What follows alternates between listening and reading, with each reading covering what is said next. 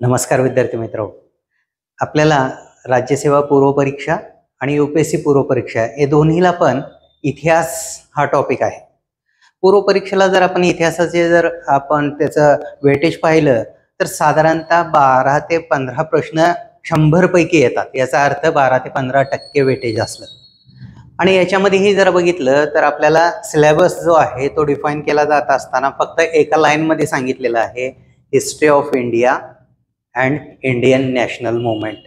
आता याचा अर्थ कितपत घ्यायचा, त्याच्यामध्ये कुठले कुठले टॉपिक येणार आहेत, प्रश्न नेमके कसे येतात, या सगळ्यांचा आपण या ठिकाणी आढावा घेणार आहोत. आपण हा PYQ ची जी सिरीज आहे त्याच्यामध्ये तुम्हाला लक्षात येईल की नेमका सिलेबस काय आहे, नेमका सिलेबसमध्ये आपल्याला विचारलं काय जातं. सिलेबस एवढा वास्ट आहे, एका लाईनमध्ये जर त्यांनी सिलेबस दिलेला असतानाही आपल्याला जर 12-15% त्याच्यावरती प्रश्न येत असतील तर नेमकं काय त्याच्यामध्ये अभ्यासलं पाहिजे हे सगळं आपल्याला या PYQ वरून आपल्याला लक्षात येईल. PYQ म्हणजे काय आहे तर वेगळं काहीच नाही आहे. तर PYQ म्हणजे तुम्हाला या अथांग समुद्रामध्ये एक दिशा दर्शवणारं दिशादर्शक आहे. कारण काय आहे, हिस्ट्री ऑफ इंडिया म्हटल्यानंतर आपण जर बघितलं तर एन्सेंट म्हणजे प्राचीन भारत, त्याचबरोबर मध्ययुगीन भारत आणि आधुनिक भारत या तिन्हींचाही अभ्यास आपल्याला करावा लागणार आहे. आणि मग अशा वेळेस नेमकं आपल्याला सिलेबसमध्ये कुठल्या टॉपिकवरती फोकस करायचा आहे काय नाही हे सर्व गोष्टींचा विचार केला तर आपल्याला लक्षात येतं की या सिलेबसमध्ये आपल्याला प्राचीन भारताचा इतिहास म्हणजे अगदी आपण जर बघितलं तर प्री हिस्टॉरिक कल्चर्स म्हणतो आपण, तर ते प्री हिस्टॉरिक कल्चर्स असतील. त्याचबरोबर आपल्याला त्यानंतरचा जो काही चाल्कोलिथिक पिरियड आहे तर तो पाहावा लागेल. त्यानंतर वैदिक कालखंड पाहावा लागेल. त्याच्या आधी सिंधू संस्कृतीचा जो कालखंड आहे तो पाहावा लागेल. वैदिक कालखंड पाहावा लागेल. महाजनपदांचा कालखंड आहे तोही पाहावा लागेल. महाजनपदांच्या नंतर आपण जैनिझम आणि बुद्धिझम ही जी काही चळवळ पाहतो ती पाहायची आहे. आणि त्यानंतर मौर्य कालखंड आहे. पोस्ट मौर्योत्तर म्हणून आपल्याला कुशाण, शक यांचा अभ्यास करावा लागेल. आणि त्याच नंतर मग पुन्हा आपल्याला गुप्त आणि गुप्तोत्तर कालखंड या पद्धतीने आपण जर बघितलं तर प्री हिस्टॉरिक कल्चर ते हर्षवर्धनापर्यंतचा कालखंड म्हणजे जवळपास 750 पर्यंत आपल्याला अभ्यास करावा लागेल. आणि 750 ते 1200 हा अर्ली मिडॅव्हल पिरियड म्हणून आपल्याला त्याच्यामध्ये आपण पाहतोय की जे काही डिसइंटिग्रेशन ऑफ पॉलिटी आहे, म्हणजे भारतामध्ये आपण पाहतो की एक छत्री असं कुठंही राज्य राहिलेलं नाही आहे. पण त्रिकूट जे म्हणतो आपण, गुर्जर, पाल, परतिहार यांचं जे काही वर्चस्व मिळवण्यासाठीच्या लढाया होत्या ते आहेत, राष्ट्रकूट आहेत. तर हे सगळं पुन्हा जे काही प्रादेशिक राजघराण्यांचा उदय आहे तोही अभ्यासावा लागेल. आणि त्यानंतर मग याच कालखंडामध्ये आपण पाहतोय की गझनवी आणि घोरी यांची जे काही आपल्या भारतावरती आक्रमणे झाली ती, आणि त्यानंतर घोरीच्या आक्रमणानंतर भारतामध्ये सल्तनतशाहीची जी काही स्थापना झाली तो कालखंड. मग आपण जातो तो मध्ययुगीन कालखंडामध्ये 1206 ला. तर 1206 ते 1526 हा जो कालखंड आहे तो सल्तनतशाहीचा म्हणून आपण पाहतो, ज्याच्यामध्ये आपल्याला 5 वेगवेगळी राजघराणी याच्यामध्ये पाहायला मिळतात. आणि त्यानंतर मग पुन्हा 1526 ला म्हणजे पानिपतच्या पहिल्या युद्धापासून ते 1707 ला औरंगजेबाच्या मृत्यूनंतर मुघलशाहीचा कालखंड म्हणून आपण मध्ययुगीन भारताचा इतिहासाचा अभ्यास करतो. तर हे सर्व आपल्याला करायचं आहे. आणि त्याचबरोबर 1707 ते 1757 हा लॅटर मुघल्स म्हणून आपण भारतामध्ये युरोपीय सत्तांचा प्रवेश कसा सुरू झालेला होता आणि त्यांचं कॉन्सॉलिडेशन कसं सुरू झालं, कर्नाटक वॉरच्या माध्यमातून त्यांनी भारतीय राजकारणावरती कशी पकड मिळवायला सुरुवात केली, हे सगळं आपल्याला लॅटर मुघल पिरियडमध्ये पाहायचं आहे. आणि त्यानंतर 1757 ते 1947 हा ब्रिटिशांचा कालखंड म्हणून आपण पाहतो आणि या आधुनिक भारताचा कालखंड म्हणून पाहतो. या कालखंडामध्ये आपल्याला ब्रिटिशांनी जे काही ईस्ट इंडिया कंपनी म्हणून सत्ता राबवली 1757 ते 1857च्या कालखंडात. आणि त्यानंतर मग ब्रिटिश पार्लमेंटची सत्ता म्हणून प्रत्यक्ष ब्रिटिश सरकारची सत्ता 1857 ते 1947 या कालखंडामध्ये. तर असे 2 कालखंड आपल्याला आधुनिक भारताच्या इतिहासाचे अभ्यासायचे आहेत. आणि 1857च्या नंतरचा जो कालखंड आहे यालाच UPSCनं किंवा MPSCनं सिलेबसमध्ये इंडियन नॅशनल मुवमेंट म्हणजे राष्ट्रीय चळवळीचा कालखंड असं म्हटलं गेलेलं आहे. तर हा सगळा जो अभ्यास आहे तो आपल्याला या फक्त एका लाईनमध्ये एवढ्या मोठ्या दीर्घ कालावधीचा, या दीर्घ हजारो वर्षांचा अभ्यास आपल्याला एका लाईनमध्ये संपणार नाही. तर त्या दृष्टिकोनातून त्यातले खास खळगे जे आहेत ते समजून घेणं गरजेचं आहे आणि त्याला निश्चितच हे जे काय आपण PYQ ची सिरीज चालू करतोय ते तुम्हाला उपयोगी पडतील. कारण फक्त राजे महाराजांचा इतिहासच अभ्यासायचा आहे असं नाही आहे. तर प्राचीन भारताचा इतिहास म्हटल्यानंतर जसं आपण म्हटलं आता मौर्य साम्राज्य म्हणतोय, पण मौर्य साम्राज्य फक्त राजघराण्याचा इतिहास अभ्यासून नाही चालणार. तर त्या कालखंडातील कला, संस्कृती, धर्म यांचाही अभ्यास करणं गरजेचं आहे. जैनिझम, बौद्धिझम म्हटल्यानंतर फक्त गौतम बुद्ध आणि भगवान महावीर यांचा अभ्यास करून नाही चालणार. तर त्यांच्या टीचिंग्स आहेत, त्यांच्याशी रिलेटेड ज्या संकल्पना आहेत यांचाही अभ्यास आपल्याला करावा लागणार आहे. तर अशा दृष्टिकोनातून जर विचार करायला गेलं तर फक्त आपल्याला राजकीय इतिहास नाही तर सामाजिक, त्याचबरोबर आर्थिक, त्याचबरोबर सांस्कृतिक आणि धार्मिक या सगळ्या इतिहासांचा मागोवा आपल्याला घ्यावा लागेल. या इतिहासातील सगळ्या घटनांचा मागोवा आपल्याला घ्यावा लागेल. हा जो काही सिरीज आहे या क्वेश्चन पेपर्समधून तुम्हाला जे काही डिस्कशन 2013 पासून 23 पर्यंत 10 वर्षाचे काही क्वेश्चन पेपर्स जे आहेत त्या सगळ्यांचा आढावा आपण या ठिकाणी घेतलेला आहे. त्यातून निश्चितच तुम्हाला एक प्रकारे इतिहासाचा अभ्यास कसा करावा या दृष्टिकोनातून समजायला लागेल. आणि यातून तुम्हाला मी म्हणेन की जर 12 ते 15 प्रश्न येत असतील तर 10 प्रश्न तरी 100% तुम्ही सोडवू शकाल. तर या दृष्टीनं हा जो काही एक प्रवास आहे तो निश्चितच तुम्हाला उपयोगी आणि लाभदायक होईल.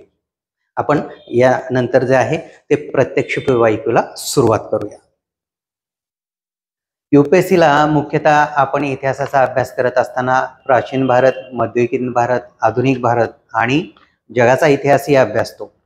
आता 2025 पासून MPSC ही त्याच धर्तीवरती सिलेबस घेऊन येत आहे ज्याच्यामध्ये पूर्णपणे UPSC सारखाच पूर्वपरीक्षा आणि मुख्य परीक्षेला अभ्यासक्रम असलेला पाहायला मिळतोय. पूर्वपरीक्षेला तर अगदी पूर्वीपासूनच आहे. आपल्याला जो GS चा पेपर आहे तो आणि CSAT चा पेपर आहे तो ॲज सिमिलर आहे पूर्णपणे. पण MPSC मेन्स सुद्धा आता UPSCच्या धर्तीवर 2025 पासून होणार आहे. पण त्यातही पूर्वपरीक्षेचा हा जो हार्डल आहे तो खूप मोठा असतो. पूर्वपरीक्षेला आपण पाहतोय की UPSCला मागच्या वर्षी जवळपास 10 लाख विद्यार्थी संख्या बसलेली होती. त्याच पद्धतीनं MPSCलाही जवळपास 4.5 लाख 5 लाख विद्यार्थी आपल्याला बसलेले पाहायला मिळतात. आणि पूर्वपरीक्षेचा हार्डल पार केल्याशिवाय आपल्याला मुख्य परीक्षेला जाता येत नाही आणि खऱ्या अर्थानं आपल्याला कॉम्पिटिशनमध्ये उतरता येत नाही. कारण खरं कॉम्पिटिशन कुठलं आहे तर खरं कॉम्पिटिशन हे मुख्य परीक्षा मुलाखत देणाऱ्यांमध्ये आहे. पूर्वपरीक्षेला लाखोच्या संख्येनं विद्यार्थी बसत असल्यामुळं, ही चाळणी परीक्षा असल्यामुळं या ठिकाणी जे कॉम्पिटिशन आहे त्याच्यापेक्षा जास्त कॉम्पिटिशन आपल्याला तिकडे दिसतंय. म्हणून पूर्वपरीक्षेचा जो हार्डल आहे तो पूर्वपरीक्षेचा हार्डल हा पार करणं प्रत्येक विद्यार्थ्यासाठी महत्त्वाचं आहे. आणि याच्यामध्ये GS चा जो पेपर आहे तो GS चा जो पेपर आहे त्याच्यामध्ये हिस्ट्री जो आहे तो इंडियन हिस्ट्री म्हटलेला आहे किंवा हिस्ट्री ऑफ इंडिया असं म्हटलेलं आहे. आपल्याला पूर्वपरीक्षेला जगाचा इतिहास नाही आहे तर फक्त भारताचा इतिहास आहे. आणि त्याच्यामध्ये ॲड करतात आपण त्याचे 2 आपल्याला एक भाग झालेले पाहायला मिळतात. एक आहे तो हिस्ट्री ऑफ इंडिया म्हणून, म्हणजे भारताचा इतिहास म्हणून, ज्याच्यामध्ये आपण प्राचीन भारत, मध्ययुगीन भारत आणि आधुनिक भारत हे तिन्ही अभ्यासतो. आणि त्याच वेळेस इंडियन नॅशनल मूव्हमेंट म्हणजे राष्ट्रीय चळवळीचा जो कालखंड आहे जो 1857 पासून 1947 पर्यंतचा कालखंड आहे तोही आपल्याला वेगळा म्हणजे जास्त एम्फसिस करून त्याच्यावरती जास्त भर देऊन अभ्यासावा लागतो. आणि याच्यामध्ये आम्ही आपली मदत करू शकतो ते म्हणजे काय तर मागच्या वर्षींचे जे PYQ आहेत 2022 पर्यंतचे PYQ आम्ही तुमच्या पुढे घेऊन येत आहोत. आता जी परीक्षा झालेली आहे 2023 तीही आपण याच्यामध्ये इन्क्लूड करूया. आणि त्या दृष्टिकोनातून 2011 ते 23 हा सगळा UPSCचे जे काही पूर्व परीक्षेचे PYQs आहेत, प्रिव्हियस इयर क्वेश्चन पेपर आहेत, त्याचं आपण विश्लेषण मराठीमध्ये पहिल्यांदा करत आहोत महाराष्ट्रामध्ये. कारण आतापर्यंत अशा पद्धतीचं PYQचं विश्लेषण आपल्याला फक्त UPSCच्या अनुषंगाने इंग्लिश किंवा हिंदी माध्यमामध्ये मिळत असणार आहे. पण आपल्याला विस्तृतपणे मराठीमध्ये आम्ही हे घेऊन येत आहोत. आपण जर पाहिलं तर स्पर्धा परीक्षेचा अभ्यास करत असताना जे प्रिव्हियस इयर क्वेश्चन पेपर्स असतात हे सगळ्यात महत्त्वाचे असतात. ज्याची प्रिव्हियस इयर क्वेश्चन पेपर्सवरती कमांड असेल तो कधीही अयशस्वी होत नाही, तो यशाकडे जातो. कारण आपला हा जो काही प्रवास आहे हा अथांग समुद्रासारखा प्रवास आहे स्पर्धा परीक्षेचा, आणि या स्पर्धा परीक्षेच्या प्रवासामध्ये PYQ हे आपल्याला होका यंत्रासारखं काम करतात. कारण होका यंत्र जसं समुद्र प्रवासामध्ये आवश्यक आहे, अगदी तुमच्याकडे लाखो करोडो रुपयांची बोट दिली, टायटॅनिक सारखं जहाज दिलं आणि त्याच्यावरती होका यंत्र नाही लावलं आपण, तर आपण तो प्रवास पूर्ण करू शकत नाही. तसंच PYQचं मार्गदर्शन घेतल्याशिवाय आपल्याला स्पर्धा परीक्षा पूर्णपणे यशस्वी करता येऊ शकत नाही किंवा हे जहाज आपलं किनाऱ्यावरती पोहोचणार नाही. तर त्या दृष्टिकोनातून इतिहासातील आपण PYQचा या ठिकाणी उलगडा करणार आहोत. PYQच्या माध्यमातून आपण आपल्याला काय मार्गदर्शन मिळतंय ते पाहण्याचा प्रयत्न करणार आहोत. तर आज आपण पहिल्यांदा प्राचीन भारताच्या इतिहासाकडे नजर टाकूया. 2011 पासून 2022 पर्यंत आपण जर बघितलं तर जवळपास 89च्या आसपास प्रश्न विचारले गेलेले आहेत, आणि 2023ची जर त्याच्यामध्ये एक 4-5 प्रश्न ऍड केली तर 90+ प्रश्न 2011 ते 23 मध्ये विचारले गेलेले आहेत. आणि या दृष्टिकोनातून आपण जर बघितलं तर प्राचीन भारताच्या इतिहासावरती वेटेज खूप मोठ्या प्रमाणामध्ये असल्याचं आपल्याला पाहायला मिळतं. कारण मध्ययुगीन भारतावरती जर त्याच कालखंडामधली प्रश्नांची संख्या बघितली तर 50च्या आधी खाली येते, आणि या दृष्टिकोनातून आधुनिक भारताचा जर विचार केला तर ती जास्तच दिसणार आहे. कारण याचं रिझन काय आहे तर आधुनिक भारत म्हणून एक आपण अभ्यास करतो, त्याचबरोबर इंडियन नॅशनल मुवमेंट म्हणजे राष्ट्रीय चळवळ म्हणून पण त्याचा अभ्यास करतो, म्हणून त्यांची संख्या आपल्याला जास्त दिसते. परंतु खऱ्या अर्थानं भारताचा इतिहासाचा अभ्यास करत असताना प्राचीन भारतावरती जास्त प्रश्नसंख्या असल्याचं आपल्याला पाहायला मिळतं. जर आपल्याला या 12 वर्षातले 90+ संख्या जर म्हणत असेल तर दरवर्षी आपल्याला 7 ते 8चं ॲव्हरेज या ठिकाणी असलेलं प्राचीन भारतावरती दिसून येतं. आणि त्या दृष्टिकोनातून प्राचीन भारताच्या अभ्यासासाठी आपल्याला काय करायला पाहिजे तर PYQचा आधार आपल्याला कशा पद्धतीनं आपल्याला एक मार्गदर्शन करू शकतो हे आपण आजच्या व्हिडिओमध्ये पाहूया. प्राचीन भारतासाठी जर बघितलं तर आपण 2-3 सोर्सेस आपण अभ्यासू शकतोय. एक आहे RS शर्मा यांचं प्राचीन भारताचा इतिहासाचं पुस्तक, दुसरं आहे अर्ली इंडिया म्हणून रोमिला थापर यांचं पुस्तक, आणि तिसरं आहे प्राचीनचा एक महत्वाचा सोर्स म्हणून आपण पाहतो की जे काही NCERT आहेत त्या NCERTचाही सोर्स आपल्याला या ठिकाणी उपयोगाला येतोय. याच्याशिवाय तमिळनाडू बोर्डचं जे काही इतिहासाचं पुस्तक आहे तर तेही UPSC साठी महत्वपूर्ण असल्याचं आपल्याला पाहायला मिळतं. तर या दृष्टिकोनातून असे व्हेरियस सोर्सेस आहेत, आणि याच्याशिवाय उपिंदर सिंग याचाही जर तुम्ही उपयोग केला तर सगळा इतिहासाचा जो काही अभ्यासक्रम आहे तो आपल्याला कंप्लीट होऊ शकतो. फक्त प्रश्नांचं स्वरूप लक्षात घेऊन जर आपण पुस्तकं वापरली तर एवढीच पुस्तकं सफिशियंट आहेत, जी पूर्व परीक्षेला पण सफिशियंट आहेत आणि मुख्य परीक्षेतील कल्चरचा पार्ट जो आहे त्याच्यासाठीही सफिशियंट आहेत. याच्यापेक्षा बाहेरचा अभ्यासाची फारशी गरज नाहीये. तर त्या दृष्टिकोनातून आपण आज सुरुवात करूया. यातील पहिला प्रश्न जर बघितला तर आपण जी सुरुवात करणार आहोत ती मागच्या 2011 पासून सुरुवात करणार आहोत. कारण 2011 पासून 2023 पर्यंत येत असताना ट्रेंड कसा बदलत गेलेला आहे हे समजणं गरजेचं आहे. आणि आपण परीक्षा आता जी देणार आहोत ती पुढली परीक्षा देणार आहोत, 2023 असेल, 24 असेल, 25 असेल, 26 असेल, जे काही असेल. आणि त्या दृष्टिकोनातून अगदी 2011च्या प्रश्नपत्रिकापासून आतापर्यंत कसा ट्रेंड बदलत गेलेला आहे हे पण आपल्याला समजत जाणं गरजेचं आहे. म्हणून आपण 11ची सुरुवात करतोय आणि शेवटी आपल्याला 23 पर्यंत आपण येणार आहोत. कारण यातून जो बदलता ट्रेंड आहे UPSCचा तोही समजत जाईल आपल्याला. तर त्या दृष्टिकोनातून 2011ला पहिला प्रश्न जो होता तो धर्म आणि रीत या प्राचीन वैदिक संस्कृतीमध्ये मध्यवर्ती कल्पना काय दर्शवतात या संदर्भात विधाने विचारात घ्या असा हा प्रश्न आहे. आणि याच्या ऑप्शन मध्ये दिलेलं जर बघितलं तर धर्म ही स्वतःची कर्तव्य आणि इतरांची कर्तव्य पार पाडण्याची संकल्पना होती, आणि दुसरा आहे रीत हा मूलभूत नैतिक कायदा होतो जो विश्वाच्या कार्यावर नियंत्रण ठेवणं यात समाविष्ट आहे. असे 2 ऑप्शन आपल्या पुढे आहेत. याच्यामध्ये जर बघितलं तर उत्तर जे आहे ते B आहे. याचं धर्म आणि रीत यांच्यामध्ये ह्या संकल्पना बरोबर आहेत का तर दोन्हीही आपण या संकल्पना बरोबर असल्याचं आपल्याला पाहायला मिळतं.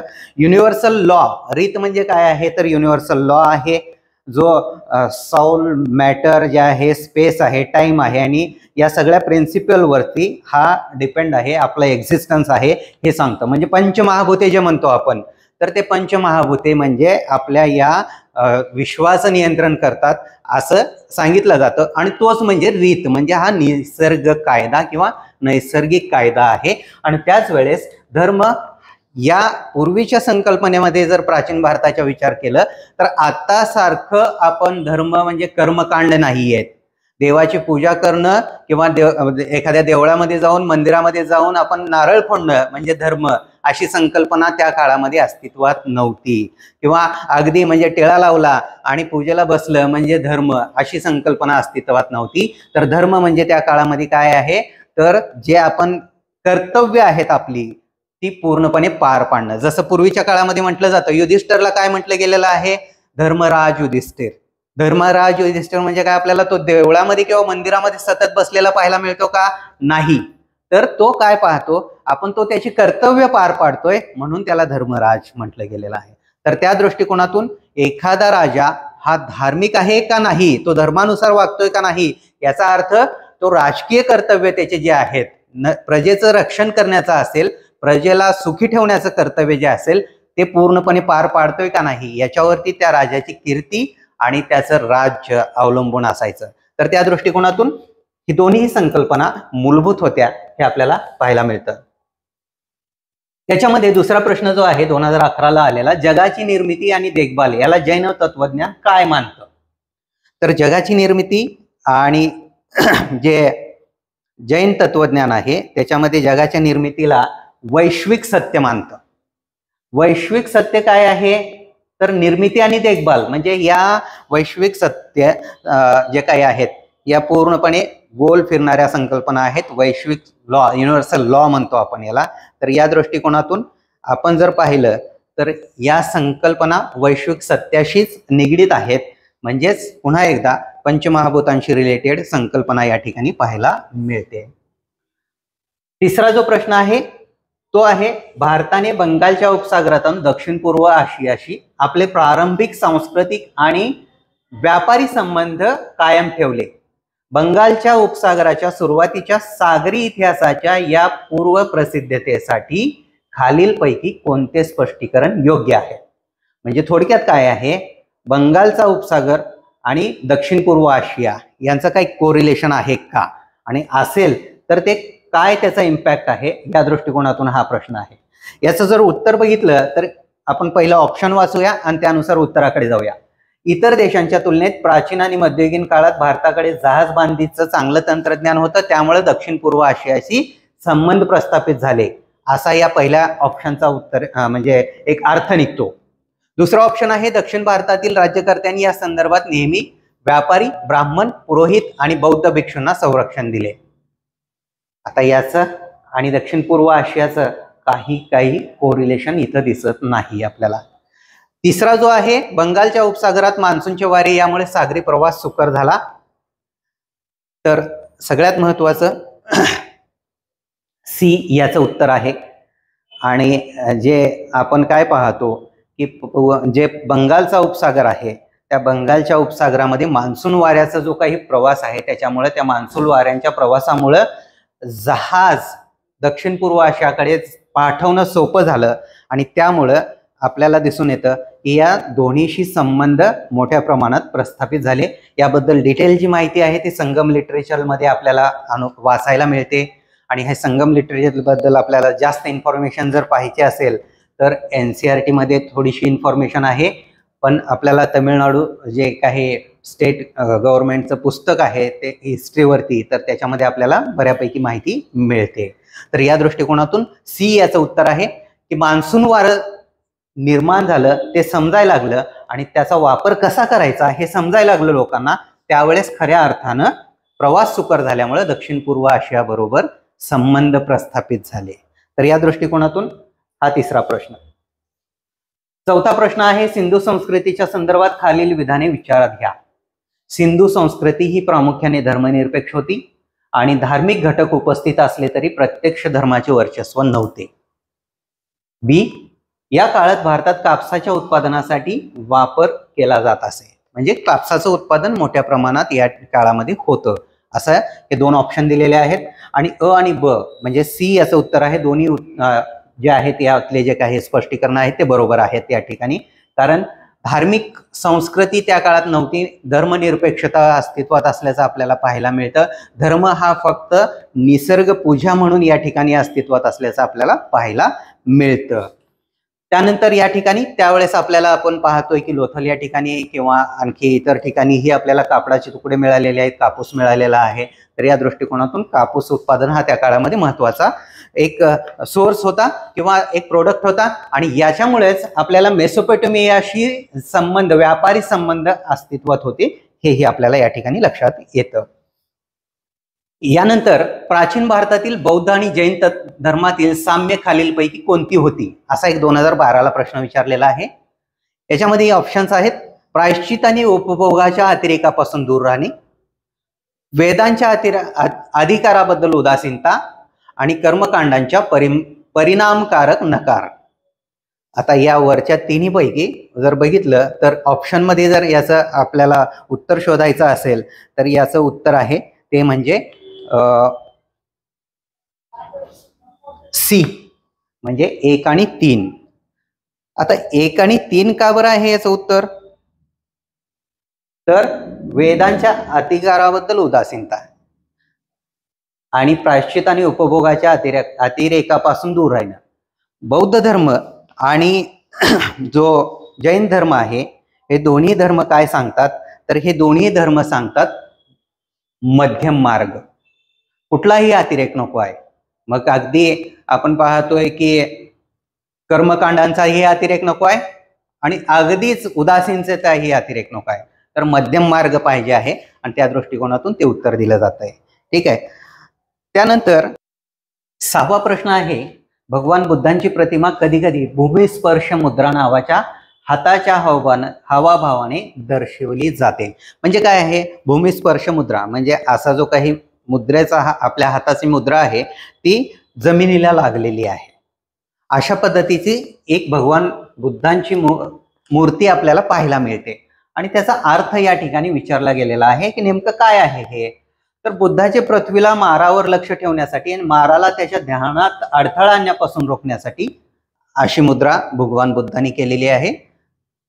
दुसरं, माराच्या प्रलोभनाला न जुमानता बुद्धाने पृथ्वीला त्याची शुद्धता आणि पवित्रता पाहण्यासाठी बोलावलं आहे, असं एक म्हटलं जातं.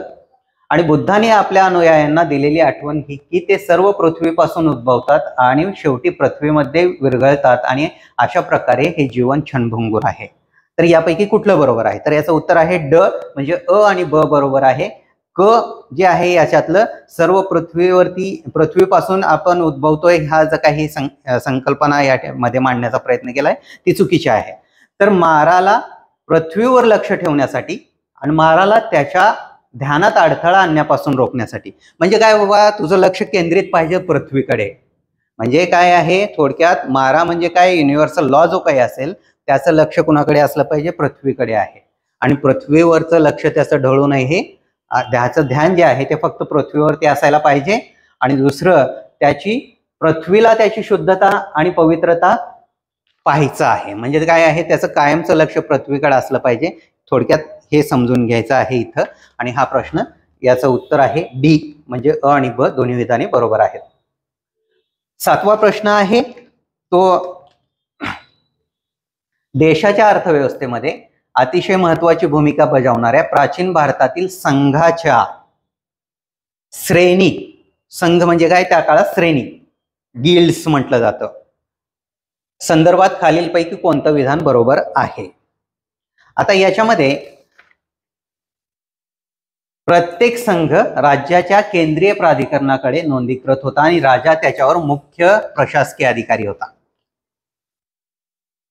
मजुरी कामाचे नियम, मानके आणि किमती समाजाने निश्चित केल्या होत्या. आणि गिल्ड म्हणजे श्रेणीला स्वतःचे न्यायिक अधिकार होते जे सदस्यावरती कंट्रोल केले जात असे. तर यापैकी कुठलं उत्तर बरोबर आहे? तर हे तिन्ही बरोबर आहेत. म्हणजे याचं डी बरोबर आहे, 1, 2, 3. तर प्रत्येक संघ राज्याच्या केंद्रीय प्राधिकरणाकडे नोंदणीकृत होता. अगदी आपण जर पाहिलं तर त्या काळामध्ये गिल्ड्स म्हणजे श्रेणी ज्या आहेत, जसं आपण पाहतोय की कुंभार काम करणाऱ्यांची एक श्रेणी असायची, तेलाचे वाहतूक करणाऱ्यांची तेली एक संघाची श्रेणी असायची, बँकर्स म्हणूनही ह्या श्रेणी काम करायच्या आणि न्यायालय म्हणूनही काम करायच्या. अशा वेगवेगळ्या पद्धतीनं श्रेणी या खूप महत्वपूर्ण होत्या. श्रेणींची ताकद एवढी होती की त्या काळामध्ये ते स्वतःचा एक ध्वज सुद्धा राखू शकत असत किंवा तो स्वतःचा ध्वज किंवा मुद्रा ज्या आहेत त्या पण त्या पाडू शकत असत. तर त्या अनुषंगानं आपण पाहतोय की संघटना या श्रेणी म्हणून खूप प्रभावी होत्या आणि त्यामुळं यांचं महत्व त्या काळातील समाज व्यवस्थेमध्ये, अर्थव्यवस्थेमध्ये खूपच होतं आणि यांच्या ताकदीमुळं सरकार किंवा त्या काळातील राजे जे आहेत त्यांना या श्रेणींकडे विशेष लक्ष द्यावं लागायचं. आजकालच्याही काळामध्ये आपण पाहतोय की असोचेम असेल, फिक्की असेल, CII असेल, अशासारख्या संघटना एक दबाव गट म्हणून काम करतात. सरकारकडून उद्योगपतीसाठी आपल्याला काय फायदेशीर आहे त्या पॉलिसीज तयार करून घेतात. तर अशा वेगळ्या पद्धतीने ह्या श्रेणी कामकाज करत असल्याचं आपल्याला पाहायला मिळतं. पण आताच्या आणि त्या काळातील श्रेणीमध्ये बरेचसे फरक मूलभूत होते. त्या काळातील श्रेणी ज्या होत्या आपल्या सदस्यांच्या अगदी कौटुंबिक ही गरजाही पूर्ण करण्याचा प्रयत्न करत असत, हे आपण पाहतो. त्यानंतर प्राचीन भारताचा वैज्ञानिक प्रगतीच्या संदर्भात कोणती विधाने दिली आहेत, खालीलपैकी ती कोणती बरोबर आहेत? इसवी सनाच्या पहिल्या शतकापर्यंत विविध प्रकारचे विशेष शस्त्रक्रिया साधने वापरात होती. 2. मानवी शरीरातील अंतर्गत अवयवांचे प्रत्यारोपण इसवी सनाच्या 3ऱ्या शतकाच्या सुरुवातीला सुरू झाले होते. 3. कोणाची साइन ही संकल्पना इसवी सनाच्या 5व्या शतकात ज्ञात होती. आणि 4. सक्रिय चतुर्भुजाची संकल्पना इसवी सनाच्या 7व्या शतकात ही ज्ञात होती. अशा पद्धतीचं हे 4 पर्याय दिलेले आहेत. त्याला अनुसरून खालती जर बघितलं तर यातला C जो आहे म्हणजे 1, 3 आणि 4 बरोबर आहेत. यातला दुसरा जो आहे मानवी शरीरातील अंतर्गत अवयवांचे प्रत्यारोपण इसवी सनाच्या 3ऱ्या शतकात सुरुवात झाले होते, असा जो काही इथं ऑप्शन दिलेला आहे तो चुकीचा आहे. कारण आपल्याला माहिती आहे की प्रत्यारोपण, ट्रान्सप्लांट जे आहे त्या काळामध्ये पॉसिबल नव्हतं. ट्रान्सप्लांटेशनची प्रक्रिया जी आहे ती 1954ला अमेरिकेमध्ये सुरू झालेली आपल्याला पाहायला मिळते. कारण काय आहे, ट्रान्सप्लांटेशन आपल्या शरीरामध्ये प्रत्यारोपण होण्यासाठी किंवा शस्त्रक्रिया पूर्णपणे प्रभावीपणे यशस्वी होण्यासाठी गरजेचं काय आहे, तर आपल्याला रक्तगट माहिती असणं गरजेचं आहे. रक्तगट जर चुकीचा असेल तर ट्रान्सप्लांट होऊ शकत नाही. कारण शस्त्रक्रिया करत असताना, ट्रान्सप्लांटेशन करत असताना रक्ताची आवश्यकता पडतेच आणि त्यावेळेस पूर्वीच्या काळात रक्तगटच माहीत नव्हता, त्यामुळं ते अशक्य बाब असल्याचं आपल्याला पाहायला मिळतं. 9वा प्रश्न आहे, सुरुवातीच्या वैदिक आर्यांचा धर्म प्रामुख्याने कोणता होता? ABCD. त्याच्यामध्ये A भक्ती, B प्रतिमा पूजा आणि यज्ञ, C निसर्गाची पूजा आणि यज्ञ आणि D निसर्गाची पूजा आणि भक्ती. तर आपण जर बघितलं तर सुरुवातीच्या वैदिक आर्यांचा म्हणजे वैदिक कालखंड 2 करतो आपण. पहिला कालखंड जो आहे तो ऋग्वेदिक कालखंड म्हणतो, जो आपण जनरली आपण विचार करायला गेलं तर इसवी सन पूर्व 1500 पासून इसवी सन पूर्व 1000 पर्यंत घेतो किंवा 900 पर्यंत घेतो. त्याच वेळेस उत्तर वैदिक कालखंड जो इसवी सन पूर्व 900 पासून अगदी इसवी सन पूर्व 6व्या म्हणजे महाजनपदांच्या काळापर्यंत उत्तर वैदिक कालखंड म्हणतो. ऋग्वेदिक कालखंडाचा आपल्याला जे काही विश्लेषण आहे, जे काही माहिती आहे ते ऋग्वेदापासून माहिती होते. आणि उत्तर वैदिक कालखंडाशी निगडीत आपण धर्मग्रंथ मानतो ते कुठले आहेत, तर सामवेद, यजुर्वेद आणि अथर्ववेद. तर त्या दृष्टिकोनातून ऋग्वेदिक कालखंड म्हणजे सुरुवातीचे आर्य हे धर्म म्हणून काय पाळायचे, तर पहिला आपण काय पाहतो, निसर्ग पूजा आणि यज्ञ याच्यावरती प्रामुख्याने भर होता. भक्ती वगैरेचा जो काही कालखंड आहे, भक्तीचा जो काही उदय आहे तो अगदी नंतरच्या कालखंडात झालेला आपल्याला पाहायला मिळतोय. भक्ती संप्रदाय आहे म्हणूया आपण हिंदू धर्मातील, तो अगदी नंतरच्या कालखंडामध्ये सुरुवात झाल्याचं आपल्याला पाहायला मिळतं. तर या दृष्टिकोनातून निसर्ग पूजा आणि यज्ञ हे सगळ्यात महत्वाचे आपल्याला या ठिकाणी धर्म म्हणून पाहायला मिळतं. मूर्तीपूजा तरी अस्तित्वातच नव्हती, कारण मूर्तीपूजेचा जो काही उल्लेख आहे तो पहिल्या शतकामध्ये असलेला आपल्याला जाणवतं. आणि भक्तीचा उगम जो आहे तो उपनिषदामध्ये झालेला आपल्याला पाहायला मिळतं. उपनिषदे म्हणजे साधारणपणे लॅटर वैदिक फेस हा संपत आलेला होता, तर त्या अनुषंगानं भक्ती हा नव्हता. प्रतिमा पूजा म्हणजे मूर्ती पूजा ही नव्हती, त्यामुळे हे 2 ऑप्शन गेले. निसर्ग पूजा आणि भक्ती हा डी ऑप्शन मध्ये भक्ती आलंय, त्यामुळे हा पण ऑप्शन कॅन्सल झाला आणि इथं निसर्ग पूजा आणि यज्ञ म्हणजेच हा सी ऑप्शन आहे तो बरोबर येतो आपला. ठीक आहे. त्यानंतर 10वा प्रश्न आहे, नागर शैली, द्रविड शैली आणि वेसर शैली काय आहेत? कुठल्या प्रकारच्या शैली आहेत? तर आपल्याला माहिती आहे प्राचीन भारताचा अभ्यास करत असताना आपल्याला या 3 शैली म्हणजे मुख्यतः काय आहेत, तर मंदिर शैली आहेत. आता याच्यामध्ये प्रश्नामध्ये काय विचारलेलं आहे, भारतीयांचे 3 मुख्य वांशिक गट होते का त्या कालखंडातील? नव्हते. 3 मुख्य भाषिक विभाग ज्यामध्ये भारतीय भाषांचे वर्गीकरण केले जाऊ शकते का? हे पण चुकीचं आहे. भारतीय मंदिराच्या 3 मुख्य शैली आहेत, बरोबर आहे, सी याचं उत्तर आहे. आणि भारतामध्ये प्रचलित 3 मुख्य संगीत घराणे याचा संबंध नाहीये. आणि या अनुषंगाने आपण पाहतोय की मंदिराच्या 3 प्रमुख शैली आहेत, नागर शैली, द्रविड शैली आणि वेसर शैली. नागर शैली म्हणजे उत्तर भारतातील मंदिरे, वेसर शैली म्हणजे पश्चिम भारताचा जो भाग आहे तेथील मंदिरे, मधला जो घटक आहे तो, आणि द्रविड शैली म्हणजे दक्षिणेतील मंदिरे. याच्यामध्ये फरक दिसून येतो. द्रविड शैलीतील मंदिरे हे चौकोनी असतात, नागर शैलीतील मंदिरे जे आहेत ते गोल, वरचे जे कळस आहेत ते गोल असतात. आणि जे काही वेसर शैली म्हटली जाते म्हणजे दोन्हीचं एक कॉम्बिनेशन येतं, ज्याच्यामध्ये खालचा जो गर्भगृहाचा भाग आहे तो चौकोनी असतो आणि कळस जो आहे तो गोल असतो. तर त्यामुळं या दोन्ही शैलींचा मिसळ म्हणजे वेसर शैली आणि द्रविड आणि नागर शैली या आपण पाहतो. त्यानंतर 11वा प्रश्न आहे जो 2012ला विचारलेला आहे, शतकानुशतके जिवंत ठेवलेल्या भारतातील प्रमुख परंपरापैकी एक असलेली ध्रुपद ही परंपरा कशाच्या संदर्भात आहे? याच्याबद्दलचं हे विधान आपल्याला ओळखायचं आहे. पहिलं विधान दिलंय, मुघल काळात राजपूत राज्यामध्ये ध्रुपदाचा उगम आणि विकास झाला. ध्रुपद हे दुसरं आहे, ध्रुपद हे प्रामुख्याने भक्तिमय आणि आध्यात्मिक संगीत आहे.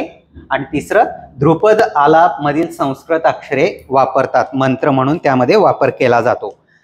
तर उत्तर पाहण्यासाठी आपल्याला इतर योग्य उत्तरे निवडा. ए मध्ये काय म्हटलेलं आहे, 1 आणि 2 बरोबर आहेत. बी मध्ये म्हटलेलं आहे 2 आणि 3 बरोबर आहेत. आणि सी मध्ये म्हटलेलं आहे 3 बरोबर आहेत. आणि डी मध्ये आहे कोणतंही बरोबर नाही. तर याचं उत्तर जे आहे ते बी आहे, म्हणजे काय फक्त 2 आणि 3 बरोबर आहेत. तर हे मुघल काळामध्ये राजपूत राज्यामध्ये ध्रुपदांचा उगम आणि विकास झाला हे चुकीचं आहे. ध्रुपदाचा उगम जो आहे तो मुघलांच्याच काळात झालेला आहे, पण आईने अकबरीमध्ये पहिल्यांदा आपल्याला अबुल फजलच्या काळामध्ये हे ध्रुपद गायन जे आहे ते झालेलं, सुरुवात झालेलं आपल्याला पाहायला मिळतं. संगीताचा याचा हे दिसून येतो. याच्यामध्ये राग जे म्हणतो आपण ते ध्रुपद राग, ज्याच्याशी रिलेटेड म्हणजे क्लासिकल म्युझिक म्हणतो आपण, तर ते आपल्याला या ठिकाणी दिसून येतं. आणि हे मोस्टली ह्याचं खऱ्या अर्थानं ओरिजिन जर बघितलं गेलं तर सामवेदामध्ये आहे. कशाचं? संगीताचं. पण त्यातला ध्रुपद जो आहे तो या आईने अकबरीमध्ये आपल्याला पाहायला मिळतो. ध्रुपद काय असतं तर कुठल्याही क्लासिकल म्युझिकचं गाण्याचं जे काही पहिल्या 4 लाईन आहेत त्या ध्रुपद लाईन, म्हणजेच एक प्रकारे त्या आपण ध्रुपद लाईन, ध्रुपद संगीत म्हणून आपण त्याकडे पाहतो. तर अशा दृष्टिकोनातून ध्रुपदाबद्दल, ध्रुपद संगीताबद्दल परंपरेबद्दल विचारलं गेलेलं आहे. 12वा प्रश्न आहे, तुम्ही कुचिपुडी आणि भरतनाट्यम नृत्यामध्ये कसा फरक करा? आता साहजिकच आहे की कुचिपुडी आणि भरतनाट्यम मध्ये फरक कसा कराल, तर याच्याबद्दल दिलेला आहे. एक, नर्तक अधूनमधून संवादात बोलतात ते कुचिपुडी नृत्य आहे, पण भरतनाट्यम मध्ये नर्तक संवाद करत नाहीत असं म्हटलेलं आहे. दुसरं, काठावर पाय ठेवून पितळेच्या ताटावर नृत्य करणे हे भरतनाट्यमचं वैशिष्ट्य आहे, परंतु कुचिपुडीमध्ये अशा प्रकारच्या हालचाली नाही आहेत असं म्हटलं गेलेलं आहे. तर याचं उत्तर जे आहे फक्त 1 हे बरोबर आहे का, फक्त बी म्हणजे 2 बरोबर आहे का, दोन्ही बरोबर आहेत का, दोन्ही चूक आहेत असं म्हटलेलं आहे. तर याचं उत्तर जे येतं ते म्हणजे काय, फक्त ए म्हणजे 1 बरोबर आहे. नर्तक कुचिपुडीमध्ये बोलत असतात, भरतनाट्यम मध्ये बोलत नाहीत. तर भरतनाट्यम मध्ये काय आहे, भरतनाट्यम हे हावभावावरती विश्लेषण केलं जाणारं नाट्य आहे. कुचिपुडीमध्ये संवाद दिसतो आपल्याला.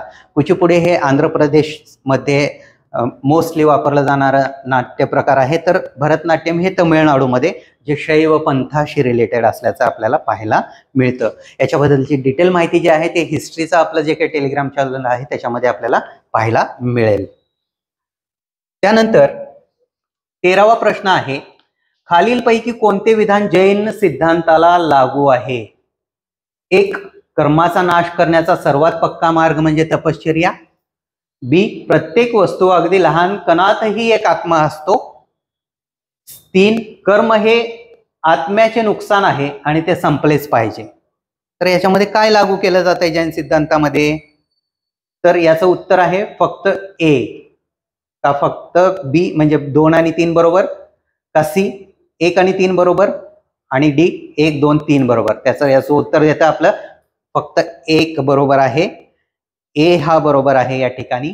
कारण काय आहे, कर्माचा नाश करण्याचा पक्का मार्ग म्हणजे तपश्चर्या असं जैन संप्रदाय सांगतोय. कारण ब्रह्मचर्य पाळायचं आहे आणि तो म्हणतो की आत्मा हा चराचर आहे आणि कर्म हे आत्म्याचं नुकसान करतंय, तेव्हा ते संपलंच पाहिजे. ह्या एक प्रकारे जैन तत्वज्ञान या ठिकाणी म्हणतंय हे आपल्याला पाहायला मिळेल. तर या दृष्टिकोनातून हे आपण जैन तत्वज्ञान पाहतो.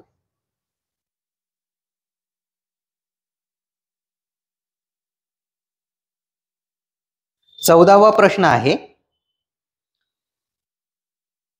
भारताला भेट देणारा चीनी प्रवासी जो आहे युएनसंग किंवा ह्युएनसंग याने त्यावेळेसची भारताची परिस्थिती आणि संस्कृती याबद्दलचं एक काही विधानं लिहिलेली आहेत त्याच्या पुस्तकामध्ये.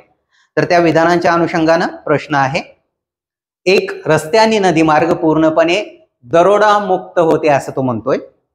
2. गुन्ह्यासाठी शिक्षेच्या संदर्भात एखाद्या व्यक्तीची निर्दोषता सिद्ध करायची असेल किंवा अपराधीपणा सिद्ध करायचा निर्धारित करायचा असेल तर अग्नी, पाणी आणि विष याच्याद्वारे ती एक प्रकारे त्याचा एक आधार घेतला जात असे असं तो म्हणतोय. 3. व्यापाऱ्यांना फेरी आणि बॅरियर स्टेशनवर ड्युटी द्यावी लागत असे, म्हणजेच काय जकात द्यावी लागायची असं तो म्हणतोय. तर यापैकी कुठले बरोबर आहेत? तिन्हीपैकी आहे. तर ह्युएनसंग सांगतोय तसं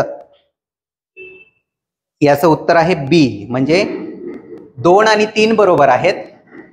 कारण रस्ते आणि नदीमार्ग पूर्णपणे दरोडा मुक्त नव्हते त्या काळामध्ये. रस्ते आणि जे काही आपण पाहतोय की नदी मार्ग असतील किंवा रेग्युलर रस्ते असतील तर त्याच्यावरती दरोडा व्हायचा म्हणजे व्हायचा. ह्युएनसंग हा 627 ते 643 या कालखंडामध्ये भारतामध्ये राहिलेला होता. हा जो काही ह्युएनसंग आहे तो हर्षवर्धनाच्या कालखंडामध्ये आपल्याला भारतामध्ये प्रवास करत होता हे दिसून येतं. हा बौद्ध धर्माच्या अभ्यासासाठी आलेला होता. हिंदुकुश मार्गे हा भारतामध्ये आला आणि यानं कपिलवस्तू, बनारस, सारनाथ, बोधगया आणि नालंदा या वेगवेगळ्या ठिकाणी भेटी दिल्या. नालंदा या ठिकाणी त्यानं बौद्ध धर्माचा विशेष अभ्यास केल्याचंही पाहायला मिळतं. तर या दृष्टिकोनातून हे आपल्याला प्रश्न दिसून येतात. 15वा प्रश्न आहे तो म्हणजे खालीलपैकी कोणते सिंधू संस्कृतीतील लोकांचं वैशिष्ट्य दर्शवितं? आपण जर बघितलं तर यांनी दिलेल्या ह्याच्यामध्ये 1. त्यांच्याकडे राजवाड्याने मंदिरे होती. 2. त्यांनी नर आणि मादी देवतांची पूजा केली. 3. ते युद्धात घोडेस्वार रथ वापरत असत. या 3 पैकी कुठलं बरोबर आहे असं या ठिकाणी विचारलेलं आहे. तर यावरील विधानांचा विचार केला तर ए आहे फक्त 1 आणि 2 बरोबर म्हणजे राजवाडे होते आणि नर आणि मादी देवतांची पूजा होती. बी फक्त 2 बरोबर नर आणि मादी देवतांची पूजा होती. सी 1, 2, 3 बरोबर आणि डी आहे ते कोणतंही बरोबर नाही. तर या ठिकाणी जर विचार करायला गेलं तर पहिल्या ऑप्शन मध्ये काय दिसून येतंय? राजवाडे आणि मंदिरे होती. पण मंदिरे आपण म्हणू शकत नाही कारण त्या काळामधील प्रॉपर असं मंदिराची संकल्पना आपल्याला दिसत नाही. म्हणून हा ऑप्शन जो आहे तो आपला डिलीट होतोय. म्हणजे 1 ज्या ठिकाणी आहे तो ऑप्शन कट होतोय. 1 कुठं कुठं आपल्याला दिसून येतोय? ए मध्ये दिसतोय आणि सी मध्ये दिसतोय. त्यामुळे हे 2 ऑप्शन या ठिकाणी आपल्याला लागूच होणार नाहीत. म्हणजे याचं उत्तर काय असेल? फक्त 2 म्हणजे बी उत्तर असणार आहे. म्हणजे नर आणि मादी देवतांची पूजा या ठिकाणी दिसून येत आहे. आणि 3रा ऑप्शन पण या ठिकाणी आपण डिलीट करू शकतोय. कारण काय आहे? त्या काळामध्ये घोडेच नव्हते. सिंधू संस्कृती ही घोड्यांना अनभिज्ञ होती, म्हणजे त्या सिंधू संस्कृतीमध्ये घोडा माहीत नव्हता. ठीक आहे. तर त्या दृष्टिकोनातून या ठिकाणी आपल्याला हे पण समजतं की ऑप्शन वरून आपल्याला उत्तराकडे कसं जायचं आहे. आपण पुढल्या प्रश्नाकडे जाऊया. आपला 16वा प्रश्न आहे, काही बौद्ध दगडी गुहांना चैत्य म्हणतात तर इतरांना विहार म्हणतात, दोघांमध्ये काय फरक आहे? हा 2013ला आलेला प्रश्न आहे. यामध्ये ऑप्शन जर बघितले तर विहार हे उपासनेचे ठिकाण आहे, तर चैत्य हे भिक्षूंचे निवासस्थान आहे. बी आहे, चैत्य हे उपासनेचे ठिकाण आहे तर विहार हे भिक्षूंचे निवासस्थान आहे. सी आहे, चैत्य हे स्तूप आहे तर गुहा विहार हा अक्षीय आहे. आणि डी आहे, दोन्हीमध्ये काहीच फरक नाही. तर याचं उत्तर बी आहे, चैत्य हे उपासनेचं ठिकाण आहे तर विहार हे भिक्षूंचं निवासस्थान असतं. आपण पाहतो की विहार म्हणजे काय आहे, ज्या ठिकाणी मॉन्क म्हणजे जे काही बौद्ध भिक्षू होते ते राहण्यासाठी जागा होती. आपल्या इथं आपण महाराष्ट्रामध्ये कारले भाजे लेण्या ज्या आहेत त्या ठिकाणी विहार आपल्याला पाहायला मिळतात. वेरळ अजिंठाच्या गुहा आहेत किंवा लेणी आहेत तर त्या ठिकाणी अजिंठा लेणीमध्ये आपल्याला बौद्ध विहार असलेले आपल्याला पाहायला मिळतात. आणि त्याचबरोबर आपण जर बघितलं तर याच्यामध्ये साधारणपणे चैत्याशी रिलेटेड स्तूप ज्या ठिकाणी आहे ते चैत्याशी रिलेटेड येतं किंवा स्तूप ज्या ठिकाणी आहे त्या ठिकाणी चैत्य असतं. या ठिकाणी एक असेंब्ली हॉल असतो आणि त्या असेंब्ली हॉललाच आपण काय म्हणतो, चैत्य म्हणतो. म्हणजे जसं थोडक्यामध्ये आपण जर दिल्लीला एक लोटस टेम्पल आहे तर ते लोटस टेम्पलमध्ये आपण एक मोठा हॉल पाहतो तर त्या ठिकाणी ते उपासना करण्यासाठीचा हॉल असल्याचं आपल्याला पाहायला मिळतं. सेम पद्धतीने आपल्या मंदिरामध्ये आपण सभागृह म्हणतो किंवा मंडप म्हणतो तर ते मंडप ही आपल्याला याच पद्धतीने काम करत असल्याचं आपल्याला पाहायला मिळतं. त्यानंतर पुढला प्रश्न आहे, खालीलपैकी कोणते बौद्ध धर्मातील निर्वाण संकल्पनेचे उत्तम वर्णन करते? तर ए आहे, इच्छा याचे उच्चाटन करणं. बी आहे, स्वचा संपूर्ण नाश. सी आहे, आनंद आणि विश्रांतीची स्थिती. डी आहे, सर्व आकलना पलीकडची मानसिक अवस्था. आता याचं उत्तर ए आहे, ज्याच्यामध्ये इच्छा म्हणजे ज्या आपल्या इच्छा आकांक्षा आहेत या सर्वांचं निर्मूलन झालं तरच आपण निर्वाणपदी पोहोचतो असं गौतम बुद्ध म्हणतात किंवा बौद्ध तत्वज्ञान म्हणतं. म्हणजे थोडक्यात काय, मोक्षाची जी संकल्पना आहे, मोक्ष कधी मिळतोय तर तो मोक्ष म्हणजे आपल्याला इच्छांचं पूर्णपणे निराकरण झालं तरच आपण त्यामध्ये एक प्रकारे मोक्ष मिळवू शकतो, मोक्षपदी जाऊ शकतो किंवा निर्वाणपदी जाऊ शकतो. कारण इच्छा म्हणजे काय आहे, जन्म आणि मृत्यू किंवा मृत्यू आणि पुनर्जन्म ह्या ज्या संकल्पना आहेत ह्या सगळ्या चक्रामध्ये आपण अडकतो. आपली इच्छा पूर्ण झाली नाही म्हणून आपण पुन्हा पुढला जन्म घेतो, अशी जी काही एक संकल्पना आहे. आणि त्या दृष्टिकोनातून इच्छांचं उच्चाटन म्हणजेच काय आहे तर निर्वाण ही संकल्पना आहे असं म्हणता येऊ शकतो. याचं जे काही उच्चाटन करण्याचे गौतम बुद्धांनी मार्गच्या सांगितलेले आहेत, अष्टांग मार्ग जो मध्यम मार्ग म्हणतो, तर त्या दृष्टिकोनातून या मार्गावर जर चाललं आपण तर निश्चितपणे या इच्छांचं उच्चाटन होतं असं या बौद्ध तत्वज्ञानामध्ये असल्याचं पाहायला मिळतं. यानंतर पुढला प्रश्न आहे, भारतीय रॉक कट आर्किटेक्चरच्या इतिहासाच्या संदर्भात खालील विधाने विचारात घ्या. रॉक कट आर्किटेक्चर म्हणजे जे काही एकच शिळा असते आणि त्या शिळांमध्ये किंवा एक मोठा पहाड असतो आणि त्या पहाडामध्ये आपल्याला जे काही आर्किटेक्चर केलेलं आहे किंवा त्या ठिकाणी काही कोरीव काम केलेलं आहे, तर त्या दृष्टिकोनातून हा प्रश्न आहे. बदामी येथील लेणी भारतातील कोरीव स्वरूपातील सर्वात जुनी लेणी आहेत. 1. 2. बाराबार येथील गुहा या मूलतः सम्राट चंद्रगुप्त मौर्याने आजीविकासाठी बनवलेल्या होत्या. आणि 3. एलोरा येथील म्हणजे वेरूळ येथील विविध संप्रदायांच्या लेणी बनवल्या गेल्या. आता यापैकी कुठलं बरोबर आहे असं यांनी प्रश्न विचारलेला आहे. तर ए फक्त 1 बरोबर, बी 2 आणि 3 बरोबर, सी फक्त 3 बरोबर आणि डी ला 1 2 3 हे तिन्ही बरोबर आहेत. आता याचं जर उत्तर आपण शोधायला गेलं तर आपल्याला सी म्हणजे फक्त वेरूळ येथील ज्या काही लेणी आहेत त्या वेगवेगळ्या विविध संप्रदायाशी रिलेटेड असलेल्या पाहायला मिळतात. वेरूळ लेणीमध्ये आपल्याला जसं हिंदू धर्माच्याही आपल्याला संप्रदायाचं प्रतिनिधित्व दिसून येतं, त्याचबरोबर त्या ठिकाणी बौद्ध आणि जैन संप्रदाय पण आपल्याला त्या ठिकाणी असल्याचं पाहायला मिळतात. पण बारावर गुहा या चंद्रगुप्त मौर्याने आजीविकासाठी बनवलेल्या होत्या का, किंवा बदामी येथील लेणी या भारतातील सर्वात जुन्या आहेत का, तर नाही. तर बारावर या सर्वात जुन्या आहेत आणि त्याचबरोबर बदामी येथील ज्या काही लेण्या आहेत त्या बदामी येथील लेण्या आपल्याला काय पाहायला मिळतं की साधारणतः 6व्या-7व्या शतकामध्ये बनवलेल्या आहेत. आणि या ज्या लेण्या आहेत या चालुक्यांच्या काळामधील बदामीच्या लेण्या असल्याचं आपल्याला पाहायला मिळतं आणि ज्या हिंदू आणि जैन संप्रदायाशी रिलेटेड आहेत. त्यामुळे या प्रश्नाचं उत्तर सी येतं, ज्या ठिकाणी वेरूळ या ठिकाणी सर्व संप्रदायासाठीच्या असलेल्या लेण्या पाहायला मिळतात.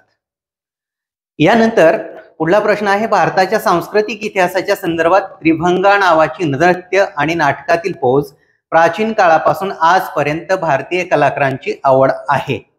आता हा साधारणपणे प्रश्न जर बघायला गेलं तर संस्कृतीशी रिलेटेड असलेला आपल्याला पाहायला मिळतो. आपल्याला ज्या काही वेगवेगळ्या भारतातील कला आहेत त्या कलांशी निगडीत असल्याचं पाहायला मिळतं. तर त्रिभंगा ही एक ओडिसी डान्स फॉर्म आहे आणि या त्रिभंगा ओडिसी डान्स फॉर्म मध्ये मोस्टली जर आपण बघितलं ओरिसाला कुठलं मंदिर आहे, तर ओरिसामध्ये आपण काय पाहतो, जगन्नाथ मंदिर आहे. आणि जगन्नाथ मंदिर म्हणजेच काय आहे, कृष्णाशी रिलेटेड आहे. तर ओडिसी डान्स फॉर्म हा कृष्णाशी रिलेटेड असल्याचं आपल्याला पाहायला मिळतं. आणि याचं जर आपण उत्तर शोधायला गेलं तर याच्यामध्ये जर आपल्याला पाहायचं असेल तर एक पाय वाकलेला आहे आणि शरीर किंचित परंतु कंबर आणि मान यांच्या विरुद्ध वळलेले आहे. का चेहऱ्यावरील हावभाव, हाताचे हावभाव आणि मेकअप या विशिष्ट महाकाव्य आणि ऐतिहासिक पात्रांचे प्रतीक म्हणून एकत्र केले गेलेले आहे. का शरीर, चेहरा आणि हातांच्या हालचालींची स्वतःला व्यक्त करण्यासाठी, कथा सांगण्यासाठी वापरल्या जातात. का थोडेसे स्मित, थोडीशी वाकडी कंबर आणि हाताच्या काही विशिष्ट हावभावावर प्रेम किंवा कामुकतेच्या भावना व्यक्त करण्यासाठी जोर दिला जातो. हे जर याचं उत्तर आहे पहिलं आहे, एक पाय वाकलेला असतो आणि शरीर किंचित परंतु कंबर आणि मान यांच्या विरुद्ध वळलेली असते. आता या पुढला प्रश्न जर बघितलं तर भक्ती संतांशी रिलेटेड आहे. खालील भक्ती संतांचा विचार करा, दादूदयाल, गुरु नानक आणि त्यागराज. आणि प्रश्न आहे, लोधी घराणे कोसळल्यानंतर बाबराने ज्यावेळेस सत्ता हाती घेतली, ज्यावेळेस पानिपतचं पहिलं युद्ध आपण म्हणू शकतो 1526 झालेलं होतं, तर त्या पानिपतच्या युद्धाच्या वेळेस ज्यावेळेस बाबरनं सत्ता हाती घेतली त्यावेळेस या तिघांपैकी कोण प्रचार करत होतं किंवा कोण त्या काळामध्ये त्यांचं धार्मिक कार्य करत होतं असं म्हणता येऊ शकतं. तर याच्यामध्ये आपण जर बघितलं तर फक्त बी, ए मध्ये काय 1 आणि 3, बी मध्ये 2, सी मध्ये 2 आणि 3 आणि डी मध्ये 1 आणि 2 आहे. तर यांचा कालखंडाचा विचार करायला गेलं तर आपल्याला दिसून येतं तर गुरु नानक हे फक्त या कालखंडामध्ये प्रचार करत होते. बाकी दादू दयाल हे अकबराच्या काळामध्ये होते आणि त्यागराज जे आहेत तर ते त्यागराज दक्षिणेमध्ये होते. त्यांचा बाबरांच्या कालखंडाशी काही संबंध नाही. त्यांचा कालखंड आहे 1767 ते 1847. म्हणजेच काय आहे, इंग्रजांच्या कालखंडामध्ये त्यागराज आपल्याला दिसून येतात. पण दादू दयाल हे अकबरांच्या काळामध्ये दिसून येतात आणि गुरु नानक हे बाबराच्या काळामध्ये असलेला आपल्याला पाहायला मिळतं. त्यामुळे उत्तर येतं फक्त 2. यानंतर ऐतिहासिक ठिकाणांचा विचार करा. 1 अजंठा लेणी, 2 लेपाक्षी मंदिर, 3 सांचीचे स्तूप. आता खालीलपैकी कोणते ठिकाण भित्तिचित्रासाठी ओळखले जाते, ज्याला मुरल पेंटिंग्स म्हणतो आपण, जे भिंतीवरती चित्रलेखन केलेलं असतं वॉलवरती किंवा भिंतीवरती आणि सिलिंगवरती. आणि मग भिंती आणि सिलिंगवरती मुरल पेंटिंग जर म्हटलं तर आपल्याला दिसून येतं की सगळ्यात महत्वाचं आपल्याला कुठलं महत्वाचं दिसून येतं, तर अजंठा, म्हणजे अजंठा तरी आहे. दुसरं आपल्याला दिसून येतं ते म्हणजे लेपाक्षी मंदिर. लेपाक्षी मंदिर जे दक्षिणेमध्ये आहे, अनंतपूर जिल्ह्यामध्ये आहे, आंध्र प्रदेशमधील, ज्या ठिकाणी आपल्याला रामायण, महाभारत आणि विष्णू अवताराशी रिलेटेड ज्या काही चित्र आहेत, चित्रीकरण त्या ठिकाणी भित्तीवरती मंदिराच्या केलेलं आपल्याला पाहायला मिळतं. आणि सांचीचा स्तूप जो आहे तो बौद्ध धर्माशी रिलेटेड आहे, पण या ठिकाणी स्तूप म्हटल्यामुळं त्या ठिकाणी आपल्याला काय दिसून येतं, भित्तीचित्र नाही आहेत, मुरल पेंटिंग्स नाही आहेत. आणि त्या दृष्टिकोनातून याचं उत्तर येतं 1 आणि 2, अजंठा आणि लेपाक्षी मंदिर. बी आहे याचं उत्तर. त्यानंतर पुढला प्रश्न आहे तो म्हणजे काय, की भारतातील तात्विक विचारांच्या इतिहासाच्या संदर्भात सांख्य परंपरेच्या संदर्भात खालील विधाने विचारात घ्या. 1. सांख्य आत्म्याच्या पुनर्जन्म किंवा स्थलांतराचा सिद्धांत स्वीकारत नाहीत. सांख्य असे मानते की हे आत्मज्ञानच मुक्तीकडे नेत आहे, बाह्य प्रभाव किंवा कारक नाही आहे. आता याचं उत्तर कुठलं आहे, तर खालीलपैकी कोणते विधान बरोबर आहे विचारलेलं आहे. फक्त 1 बरोबर का फक्त 2 बरोबर का दोन्ही बरोबर का दोन्ही चूक.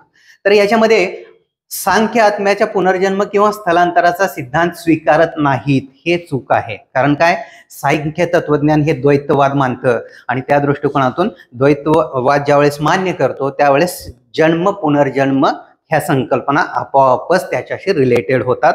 ज्या ठिकाणी मोक्ष ही संकल्पना पुनर्जन्माच्या नंतरची आपल्याला पाहायला मिळते. सांख्य तत्वज्ञान काय म्हणतं, तर 3 प्रकारचे आपले गुण असतात, तत्व असतात थोडक्यात. तर ते 3 गुण कुठले आहेत जे आयुर्वेदामध्ये पण मान्य केले जातात.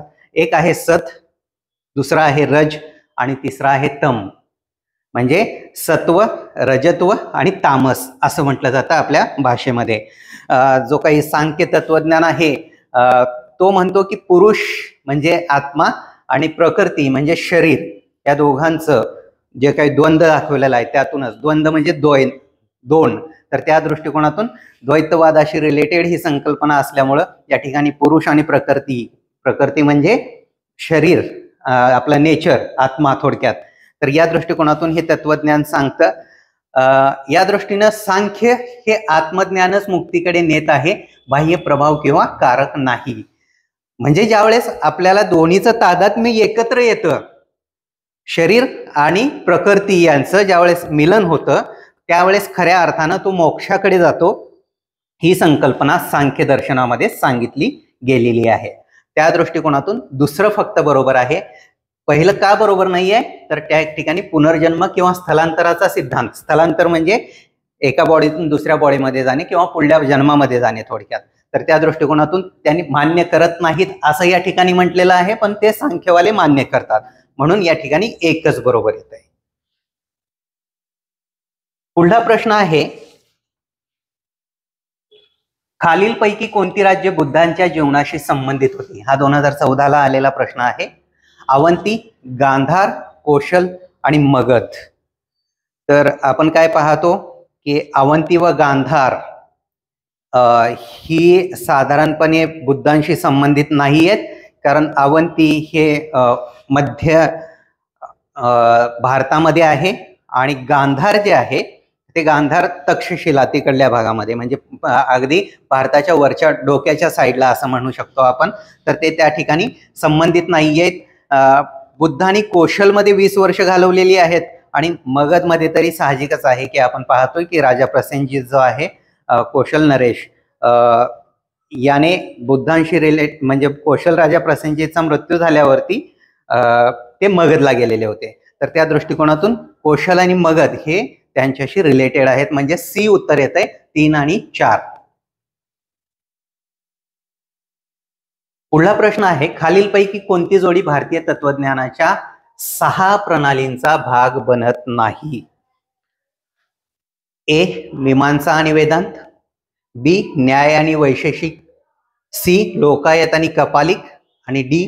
सांख्य आणि योग. तर आपल्याला याचं उत्तर जर बघितलं तर सी हे उत्तर आहे, लोकायत आणि कापालिक.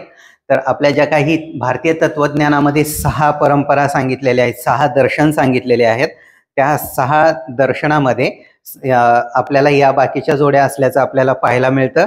आणि जे आपण म्हणतो की न्याय, मीमांसा, वेदांत, वैशेषिक, सांख्य, या सगळ्या आपल्याला मीमांसाला म्हणजे आपण एक प्रकारे पूर्व आणि उत्तर मीमांसा असं म्हणतो, जे जैमिनीने रचलेलं आहे.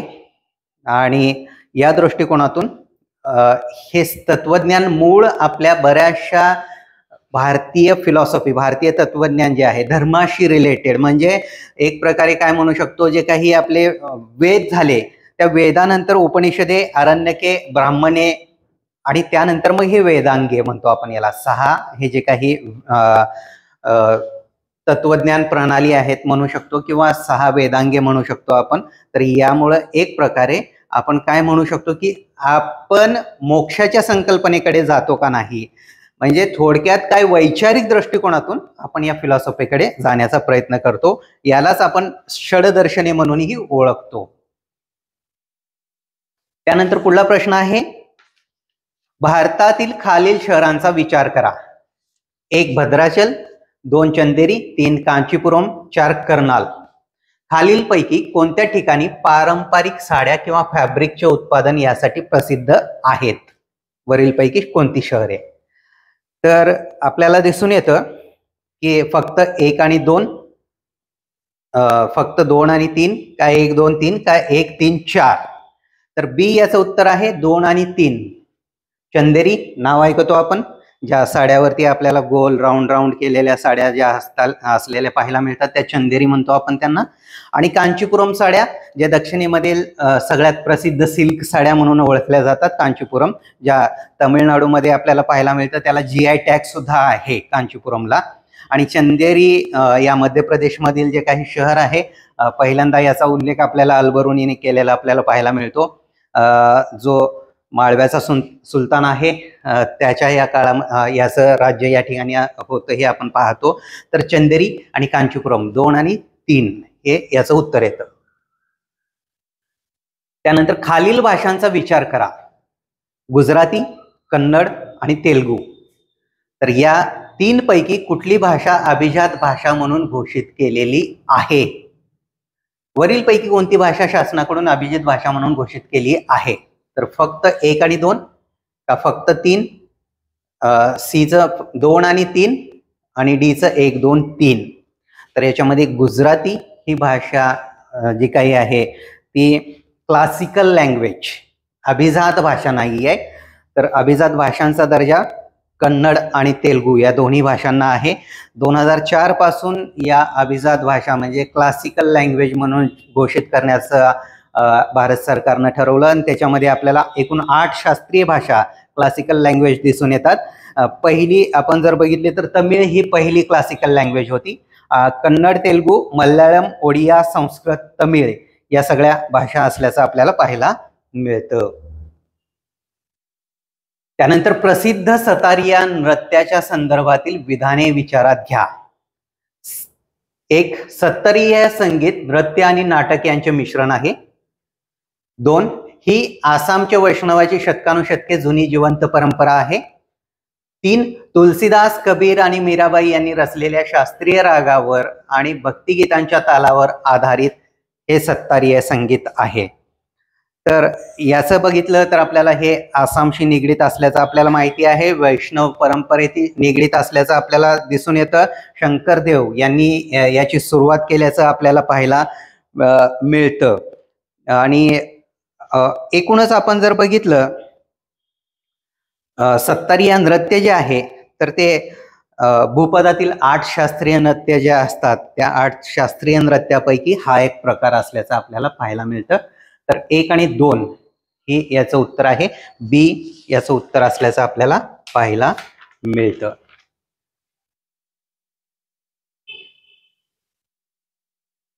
कला आणि संस्कृतीच्या भारतीय इतिहासाच्या संदर्भात खालील जोड्यांचा विचार करा. 1 शिल्पकलेचे प्रसिद्ध स्थळ कुठले आहेत असं म्हटलेलं आहे. याच्यामध्ये बुद्धांची भव्य प्रतिमा, असंख्य आकाशीय संगीतकारासह महापरिनिर्वाण वर आणि दुःखी खाली त्यांच्या अनुयायांची संख्या हे कुठं दिसतंय आपल्याला? अजंठाला. दुसरं वराहाची एक विशाल प्रतिमा जी विष्णूचा अवतार तो वाचवताना देवी पृथ्वी खोल आणि गोंधळलेले पाणी खडकावर कोरलेली आहे असं माउंट आबूला दाखवलेलं आहे असं म्हटलेलं आहे.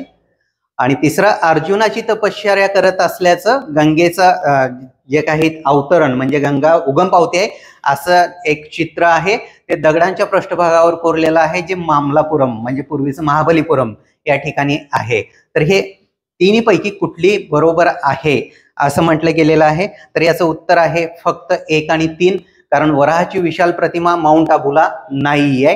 तर पहिला बुद्धांची भव्य प्रतिमा जी आहे अजंठाला आपल्याला पाहायला मिळते, आणि अर्जुनाची तपश्चर्या करत असलेली जी काही भित्तिचित्र आहे ते आपल्याला मामलापुरम किंवा महाबलीपुरमला पाहायला मिळतं. हे जे काही बुद्धांच्या भव्य प्रतिमेशी रिलेटेड आहे, तर ती सगळ्यात पहिल्यांदा आपण प्रतिमा पाहायला गेलो तर टॅबो ही सर्वात जुनी आपल्याला एक स्पिती व्हॅलीमध्ये असलेली प्रतिमा पाहायला मिळते, जी 10व्या शतकामध्ये होती. तर या दृष्टिकोनातून हे फक्त 1 आणि 3 हे याचं उत्तर असल्याचं पाहायला मिळतं.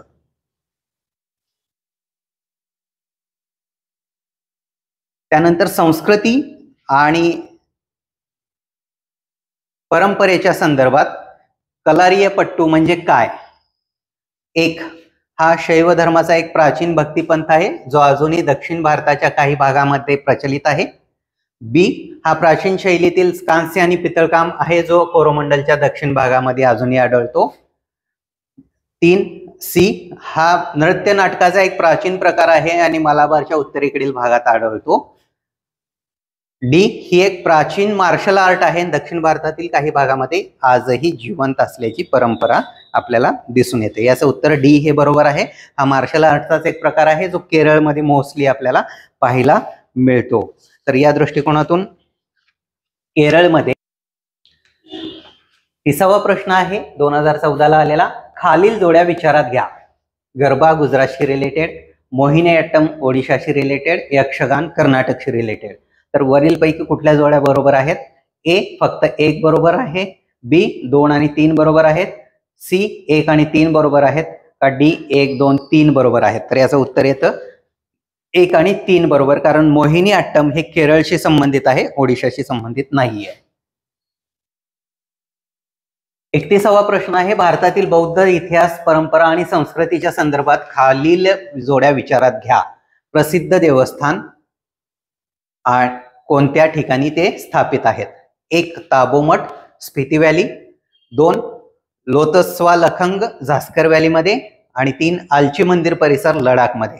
तर वरील पैकी कोणती जोडी बरोबर जुळली आहे असं याचं उत्तर आहे सी, म्हणजे तिन्ही बरोबर आहेत. याच्यामध्ये आपण जर पाहिलं तर ताबो मठ जो आहे तो हिमाचल प्रदेशमधील स्पिती व्हॅलीमध्ये आहे, आणि हा सगळ्यात जुना मठ आहे, किंवा ही स्पिती व्हॅलीमध्ये असलेलं ताबो मठ जे आहे बौद्धांशी रिलेटेड, तर हे 10,000 फूट वरती असलेलं हे ताबो मठ आहे. आणि त्याचबरोबर याचं जे काही रचना आहे ती 996 एडीला 996 एडीला ही स्थापित झालेल्याचं आपल्याला पाहायला मिळतं. त्याचबरोबर लोतोत्सवा जो आहे किन्नूरमध्ये, हिमाचल प्रदेशमध्येच किन्नूर या ठिकाणी असलेलं झास्कर व्हॅलीमधलं हे ठिकाण असल्याचं आपल्याला पाहायला मिळतं. आणि तिसरं लडाखचं आलची मंदिर जो आहे ते चोस्कर या ठिकाणी असल्याचं आपल्याला पाहायला मिळतं. आलची मधलं एक महत्वाचं वैशिष्ट्य काय, तर हिंदू आणि बौद्ध हे दोन्हीही या ठिकाणी अस्तित्वात असल्याचं त्या ठिकाणी पाहायला मिळतं. तिबेटियन प्रकारचं हे एक मंदिर आहे, आणि जे 958 ते 1055 एडीमध्ये स्थापन केल्याचं आपल्याला पाहायला मिळतं. मंगणियर नावाचा लोकांचा समुदाय त्यांच्यासाठी सुप्रसिद्ध आहे. कशासाठी सुप्रसिद्ध आहे असं म्हणायचं आहे थोडक्यात. तर मंगणियर हे आपल्याला ईशान्य भारतातील मार्शल आर्टशी संबंधित आहेत का? उत्तर पश्चिम भारतातील संगीत परंपरा आहे का? दक्षिण भारतातील शास्त्रीय गायन संगीत आहे का? मध्य भारतातील पिट्राड्युरा परंपरा आहे? तर याचं उत्तर आहे बी, ज्याच्यामध्ये आपण पाहतो की हे बारमेर जैसलमेर हे राजस्थान मधला एक घुमंतू समुदाय असल्याचं आपल्याला पाहायला मिळतं. गाणी गाणं, संगीत वाजवणं, लोककला सादर करणं हे रिलेटेड कार्य या मंगणीवर मार्फत केलं जातं, जे थारच्या वाळवंटामध्ये हे आपल्याला पाहायला मिळतं. भारताच्या सांस्कृतिक ऐतिहासिक संदर्भात पंचायतन खालीलपैकी कशाशी संबंधित आहे? पंचायतन गावातील ज्येष्ठांची सभा आहे का? बी एक धार्मिक पंथ आहे का? सी मंदिर बांधण्याची शैली आहे का? डी प्रशासकीय अधिकारी आहेत? तर याचं उत्तर आहे सी मंदिर बांधण्याची शैली. पंचायतन म्हणजे 5 मंदिरांचा समूह. एक मोठं मंदिर असतं. तर पंचायतन ही एक मंदिर शैली आहे जी मुख्य मंदिराच्या भोवती 4 मंदिरं असल्याचं आपल्याला दिसून येतं. शिव, विष्णू, देवी, सूर्य आणि गणेश अशी ही 5 मंदिरं असतात. याच्यामध्ये गुजरातमधील आसोडा या ठिकाणचं जसलनाथ महादेव मंदिर जे आहे हे प्रसिद्ध म्हटलं जातं. गुप्त काळामधील ही रचना असायच्या. तर या दृष्टिकोनातून पंचायतन ही मंदिर शैली असल्याचं आपल्याला पाहायला मिळतं.